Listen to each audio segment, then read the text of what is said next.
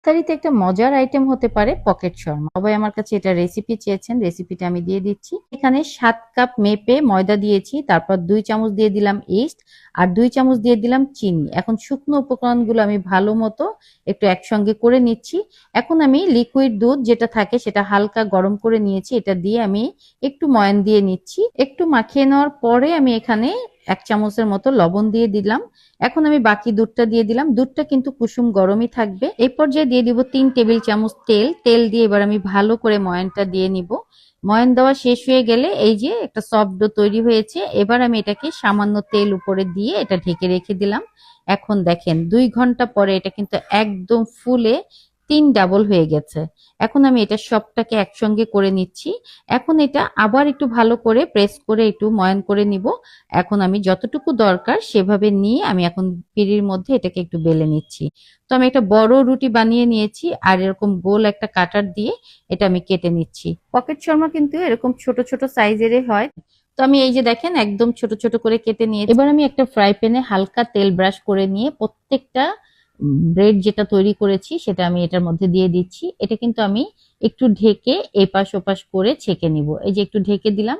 এখন just 3 minute পরে এটা একটু উল্টে দিলেই দেখা যাবে এই পাশটা হয়ে গেছে। আর এক পাশ হওয়ার পরে অপর পাশ দেওয়ার সময় কিন্তু আবার একটু তেল ব্রাশ করে নিতে হবে। তো আমার এক ব্যাচ ব্রেড হয়ে গেছে, আমি সেটা তুলে রাখছি। আর এদিকে আমি চিকেন একদম ছোট করে আদা রসুন সয়া সস আর লবণ দিয়ে ম্যারিনেট করে রেখেছিলাম, সেটা আমি সামান্য তেলের মধ্যে দিয়ে দিলাম। এটা এখন আমি একটু ভেজে নিব, একটু হালকা সেদ্ধ করে নিব। তারপর কিছু গাজর আর ক্যাপসিকাম কিউব করে কেটে রেখেছি, তো সেটাও আমি দিয়ে দিলাম। ছোট ছোট করে কেটে নিতে হবে।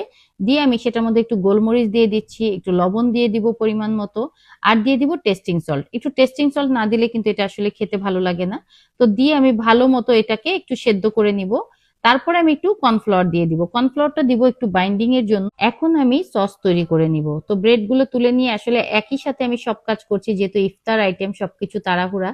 তো আমি এখানে 6 কোয়া রসুন দিয়ে দিয়েছি একটু থেতো করে, তারপর একদম ঘন করে দুধ দিয়েছি 1/2 কাপ, আর দিয়ে দিলাম 2 চামচ চিনি, 1 চামচ দিয়ে দিলাম গোলমরিচের গুঁড়া, আর 1 চামচ দিয়ে দিলাম চিলি ফ্লেক্স, আর দিয়ে দিলাম সামান্য পরিমাণে টেস্টিং সল্ট, আর লাগবে 4 টেবিল চামচ ভিনেগার। এখন আমি খুব ভালো করে সবকিছু ব্লেন্ড করে নিব। একটু ব্লেন্ড করা হলে আমি অল্প অল্প করে তেল দিব, আবার ব্লেন্ড করব। এখন আমি এটা রেডি করে নিচ্ছি। এই যে পকেট শর্মাগুলো আমি মাঝখান থেকে কেটে নিলাম, আর এখন সসের সঙ্গে আমি চিকেনটা মিক্সচার করে নিচ্ছি। চিকেনের পুরটা আর সসটা ভালো করে মিশিয়ে নেওয়ার পরে ব্রেডটাকে একটু ফাঁকা করে মাঝখানে আমি এই পুরটা দিয়ে দিব। তো এইভাবেই সব পকেট শর্মাগুলো আমি এক এক করে করে নিয়েছি। রেসিপিটা আপনাদের কাছে কেমন লেগেছে এবং আপনারা যদি এই রেসিপি দেখে তৈরি করে থাকেন তাহলে কিন্তু আমাকে কমেন্টস করে জানাবেন।